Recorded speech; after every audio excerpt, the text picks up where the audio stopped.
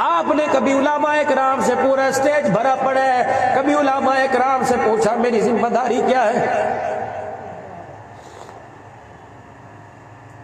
12 گھنٹے بازار رہتے ہو، 12 گھنٹے گھر رہتے ہو، بازار کی چھوٹی بڑی چیز کا تمہیں پتہ ہے، موٹر سائیکل والے کو موٹر سائیکل کا پتہ، دکان والے کو دکان کا پتہ، کاروبار والے کو کاروبار کا پتہ، ہاری کو اپنی بگنی کا پتہ، فصل والے کو اپنی فصلوں کا پتہ ہے، اور لوگوں دکان والے کو اپنی دکان کا پتہ، لیکن گھر کے اندر بیوی بچے چھوڑ کے آئے، عمر گزر گئی، بڑھاپا آ گیا، پیٹ میں آنت کوئی نہیں، پیروں میں جتی کوئی نہ رہی، آنکھوں پہ چشمہ لگ گیا، کانوں پہ آلہ سماعت لگ گیا، میرے عزیزوں پیٹ میں آنت کوئی نہیں، منہ میں دانت کوئی نہیں، قبر کے اندر جا رہا ہے، لیکن آج تک اپنی بچوں کی تربیت کا حق ادا نہیں کر سکا ہے۔ میرپور کے غیور مسلمانوں، پتے کی بات بتلا کے جا رہا ہوں، اس کو پلے باندھ لینا، تم ذمہ دارہ کرتے ہو، تم وڈیرے ہو اپنی جگہ، تم رئیس ہو اپنی جگہ، تم اپنے علاقے کے بڑے ہو اپنی جگہ، تم چھوٹے ہو اپنی جگہ، لیکن خدا را اپنے جنازے میں کوئی ایسا آدمی لے کے نہ جانا جو تمہارے جنازے والی چرپائی کو دیکھ کے کہہ دے مر گیا، جان چھوٹ گئی۔ قیامت کا دن ہوگا، اللہ جل شانہ اپنے سامنے کھڑا کرے گا اور کہے گا نماز کے بارے میں بعد میں پوچھوں گا، زکوٰۃ کے بارے میں بعد میں پوچھوں گا، حج عمرے کے بارے میں بعد میں پوچھوں گا، پہلے بتا تیرے جنازے میں ایک آدمی نے کہا تھا مر گیا، جان چھوٹ گئی، بتا اس پر کتنا ظلم کر کے آیا ہے۔ مفہوم عرض کر رہا ہوں، ارشاد فرمایا مدنی کریم صلی اللہ تعالی علیہ وسلم نے، آپ نے فرمایا او لوگو قیامت کا دن ہوگا، نمازوں کی کمی نہیں، روزے کی کمی نہیں، حج کی کمی نہیں، اعمال لے کے آئے گا، اللہ فرمائیں گے فرشتوں اس کا اعمال نامہ اس کے ہاتھ سے لے کے ایک طرف کر دو، پہلے مجھے اس سے پوچھنے دو، نمازوں کا حساب بعد میں لوں گا، روزے کا حساب بعد میں لوں گا، حج کیا تھا یا نہیں کیا تھا حساب بعد میں لوں گا، پہلے مجھے اس سے پوچھنے دو، بتا جس گھر سے تیرا جنازہ اٹھا تھا اس گھر میں کتنے افراد کو روتا چھوڑ کے آیا تھا؟ یا اللہ 3 بچیاں 2 بچے 1 بیوی، اللہ فرمائیں گے خاموش ہو کے کھڑا ہو جا، پہلے یہ بتا جس سے شادی کی اور جس سے تیرے بچے پیدا ہوئے اس کا حق مہر ادا کیا ہے کہ نہیں کیا ہے؟ بتا جب وراثت کی باری آئی 2 بچوں کو ہی سب کچھ دے کے آ گیا، بیٹیوں کو بھی کچھ دے کے آیا کہ نہیں؟ اللہ کی عزت کی قسم اگر وہاں سر جھک گیا تو عزت دینے والا کوئی نظر نہیں آئے گا۔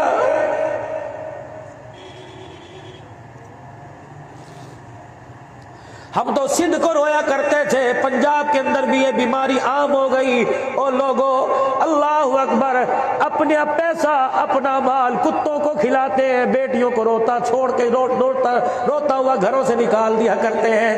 غیرت تمہیں بیٹیوں کے نام پر آتی ہے، بیٹوں کے نام پہ کیوں نہیں آتی؟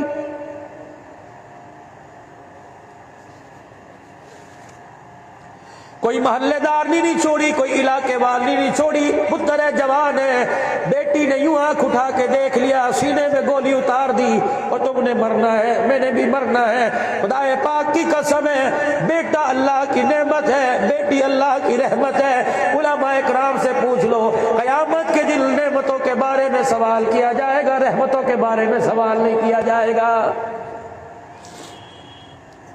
ارشاد فرمایا مدنی کریم صلی اللہ تعالی علیہ وسلم نے، اللہ اکبر، جس کے گھر میں بیٹی پیدا ہوتی ہے اس کا گھر والا راضی ہو یا ناراض ہو، ساس سسر راضی ہو یا ناراض ہو، رشتہ دار راضی ہو یا ناراض ہو، جس کے گھر بیٹی پیدا ہوتی ہے فرشتہ دروازے پر آ کر کھڑا ہو کے مسکرانے لگ جاتا ہے، ماں باپ سے کہتا ہے مبارک ہو تمہارے گھر میں بیٹی پیدا ہوئی، اللہ کا سلام آیا ہے، روزے سے حضور کی مبارکباد آئی ہے۔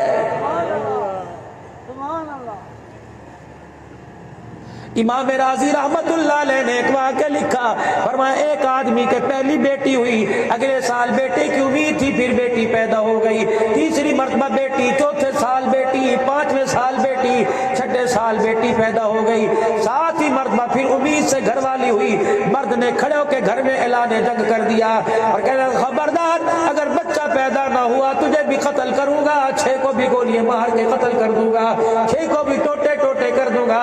وہ عورت ہاتھ جوڑ کے کہنے لگی تو بھی تو کسی کا بیٹا ہے، تو نے بھی تو اپنی بہنوں کو رخصت کیا، کیا تو نے اپنی ماں کو مارا تھا، تو نے بھی اپنی بہنوں کو مارا تھا، یہ بھی تو کسی اللہ کی امانت ہے، میں خود تھوڑی لے کے آئی، اس نے دی، خدا کی رحمت ہے، بلکہ سجدہ کر کے خدا کا شکر ادا نہیں کرتا۔ جو رحمت حضور کے گھر میں فاطمہ زینب کی صورت میں آئی، وہ خدا کی رحمت میرے گھر کے اندر بھی آ گئی ہے۔ میرپور کے غیور مسلمانوں، اگر بیٹیاں عیب ہوتی، اگر بیٹیوں سے عزت گھٹتی، خدا کی قسم اللہ نبی کے سر پہ ختم نبوت کا تاج نہ سجاتا۔ اور 4 بیٹیاں حضور کو اللہ نے عطا فرمائی، اللہ اکبر۔ نبی کے گھر میں بیٹیاں ہی، اللہ نے بیٹیوں کا مقام بھی بلند فرما دیا۔ وہ کہنے لگا 7ویں بیٹی ہوئی تو میں گلا کاٹ دوں گا۔ وہ عورت مصلی پر بیٹھ گئی، کہنے لگی اللہ اگر 7ویں بیٹی ہے تو پیٹ میں اسے مار دے اور مجھے مار دے، اللہ میں ان کو کہاں لے کے جاؤں۔ وہ وارننگ دے کے چلا گیا۔ شام کو گھر آیا، پیار سے سمجھانے لگی، دیکھ ایسی بات نہیں کرتے، میں تو پہلے 6 بچے پیدا کر کے مر گئی، کمزور ہو گئی، یہ 7ویں اگر بیٹی آ گئی تو کیا کرے گا؟ اب تیرے سے خرچہ نہیں مانگیں گے، تیرے سے روٹی نہیں مانگیں گے، میں برتن مانج مانج کے اپنے بچوں کا گزارا کر لوں گی، خدا کے واسطے میرے پہ ایسا ظلم نہ کر۔ پیروں کے ٹھڈوں سے اپنی بیوی کو مارنے لگ گیا۔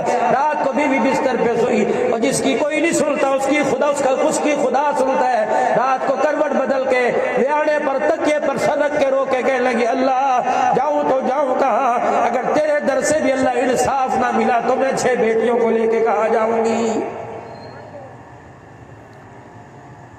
فرمایا اسی کمرے میں غیب سے آواز آئی پریشان نہ ہو، ذرا اس کو آنے دے، آج میں اس پر اپنی خدائی نہ دکھا دوں تو مجھے اپنا خدا نہ کہنا۔ شوہر رات کے وقت گھر میں کروٹ بدل کے سو گیا، اللہ اکبر۔ تھوڑی دیر بعد چیخے مارتا ہوا، چگاڑے مارتا ہوا اٹھا۔ بیوی کہنے لگی ہائے میں مر جاواں، خیر ہوئے کیا بات ہے؟ کہنے لگا جلدی کر، جھولی پھیلا، اور میں بھی اپنا دامن پھیلا کے دعا کرتا ہوں اللہ مجھے بیٹا بھی چاہیے، 7ویں بھی اپنے خزانے سے بیٹی عطا فرما دے۔ وہ کہنے لگی تو 6 کو قبول نہیں کرتا، 7ویں کو کیسے قبول کر رہا ہے؟ کہنے لگا تجھے کیا پتا، تیرے پیٹ پہ ٹھڈے مار کے جب میں رات کو بستر پہ لیٹا، خواب میں میں نے میدان محشر کا منظر دیکھا، فرشتوں نے مجھے بالوں سے پکڑا، جہنم کے دروازے کی طرف لے کے جانے لگے۔ اللہ جل شانہ نے فرمایا روکنا نہ، اسے جہنم کے اندر ڈال دو۔ جب جہنم کے دروازے پر مجھے فرشتے لے کے گئے، پہلا دروازہ جہنم کا کھولا تو یہ 6 سال کی میری بیٹی جہنم کے دروازے پہ بائیں کھول کے کھڑی تھی، کہہ رہی تھی اللہ مجھے جہنم میں ڈال دے، میرے باپ کو کچھ نہ کہنا۔ 5واں دروازہ کھولا تو 5ویں بیٹی، چوتھا کھولا تو 4 سال کی، تیسرا کھولا 3 سال کی، دوسرا دروازہ کھولا 2 سال کی، یعنی جب 6واں دروازہ کھولا یہ بچی جس نے آج تک مجھے ابا نہیں کہا، یہ اپنے ننھے ننھے ہاتھ پھیلا کے کھڑی تھی، یا اللہ اگر تو جہنم میں ڈالنا چاہتا ہے ہمارے باپ کی جگہ ہم 6 بہنوں کو ڈال دے، ہم کچھ نہیں کہیں گے، یا اللہ ہمارے باپ کو بچا لے۔ جب 7ویں دروازے پر فرشتے مجھے لے کے گئے، 7واں دروازہ خالی تھا، فرشتوں نے جب مجھے پھینکنے کی کوشش کی تو میری آنکھ کھل گئی، مجھے پتہ لگ گیا بیٹیاں پریشانی کا باعث نہیں ہوتی بلکہ جہنم کے آزادی کا وارث ہوتی ہے۔ من دق الباب، کون دروازے پر؟ انا محمد الرسول اللہ صلی اللہ علیہ وآلہ وسلم۔ ابا جان اکیلے ہو؟ بیٹی کیا بات ہے؟ کون کہہ رہی ہے؟ سیدہ فاطمہ الزہرا رضی اللہ تعالی عنہ۔ ابا جان اکیلے ہو؟ بیٹی کیا بات ہے؟ ابا جان اگر اکیلے ہو اندر آ جاؤ، اگر آپ کے ساتھ کوئی غیر نامحرم ہے، اگر آپ کے ساتھ کوئی غیر محرم ہے، ابا جان اسے اندر آنے کی اجازت نہیں۔ کیوں آج تیری بیٹی کے تن پر اتنا بھی کپڑا نہیں کہ پورا بدن لپیٹ سکے؟ رحمت دو عالم صلی اللہ علیہ وسلم نے اپنی چادر مبارک اندر ڈال دی، پھر بعد میں اندر تشریف لے گئے۔ گھر کی حالت دیکھی، چولہے میں آگ کوئی نہیں، برتن میں سالن کوئی نہیں، روٹی چگیر میں روٹی کوئی نہیں، نبوت کی آنکھیں برسنے لگ گئی۔ تھوڑی دیر میں سیدہ فاطمہ اٹھی اور آدھی روٹی کا ٹکڑا برتن میں لے کے حضور کے پاس آ گئی۔ رحمت والے نبی صلی اللہ تعالی علیہ وسلم نے آدھی روٹی کا ٹکڑا دیکھا، اپنے آنسوؤں کو صاف کیا، بیٹی کے آنسوؤں کو صاف کر کے فرمایا بیٹی کیا بات ہے سننا. فرمایا ابا 3 دن کے بعد ایک روٹی ملی تھی, آدھی میں نے کھا لی. ابا جب روٹی کھا رہی تھی کہ تو یاد آ گیا, ابا جان آدھی میں نے کھا لی, آدھی میں نے اپنے باپ کے لیے بچا کے رکھ دی, پتہ نہیں میرا باپ کتنے دل کا بھوکا ہوگا. حضور کی آنکھوں میں آنسو آ گئے. فرمایا بیٹی تو نے 3 دن کے بعد کھائی, آج تیرے باپ نے 4 دن کے بعد روٹی کی شکل دیکھی ہے. یاد ہے نا ابو ایوب انصاری رضی اللہ تعالیٰ عنہ کے گھر پر جب دعوت ہوئی, مقداد بن اسود بھی دعوت پہ بیٹھے تھے, ابو بکر عمر رضی اللہ تعالیٰ علی بھی دسترخوان پہ بیٹھے تھے. حضور کے سامنے جب گرم کھانا لایا گیا, آپ نے ایک روٹی چنگیر میں سے اٹھائی, اس پر تھوڑا سا سالن ڈالا, روٹی کو لپیٹ کے فرمایا مقداد لبیک یا رسول اللہ صلی اللہ علیہ وسلم. آپ نے فرمایا چپکے سے جا میری بیٹی کے گھر پہ جا کے دے آ, میرا تو 4 دن کا فاقہ, پتہ نہیں میری بیٹی کا کتنے دل کا فاقہ ہوگا.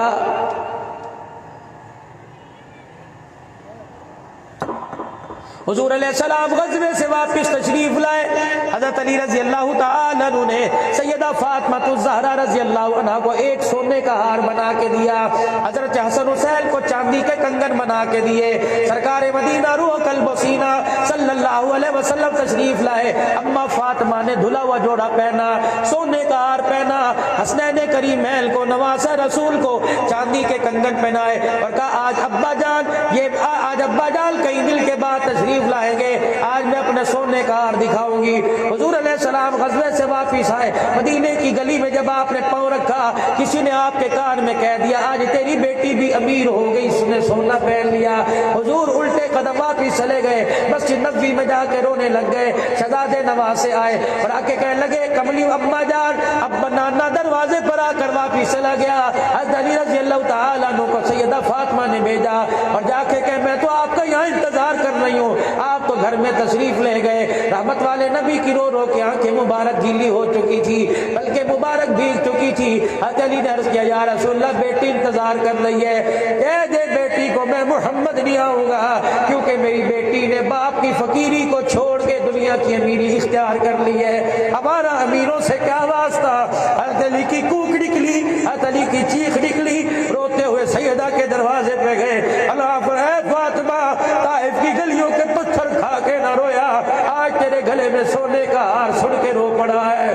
سیدہ فاطمہ نے یوں تو نہیں کہا عورت کو جائز ہے سونے کا ہار پہن لو, اللہ اکبر. سیدہ فاطمہ نے فوراً گلے میں ہاتھ ڈالا, سونے کا ہار توڑا, حضرت علی کے قدموں میں پھینک دیا. حضرت حسن حسین کے ہاتھوں سے کنگن نکال کر حضرت علی کے ہاتھ میں دے دیے.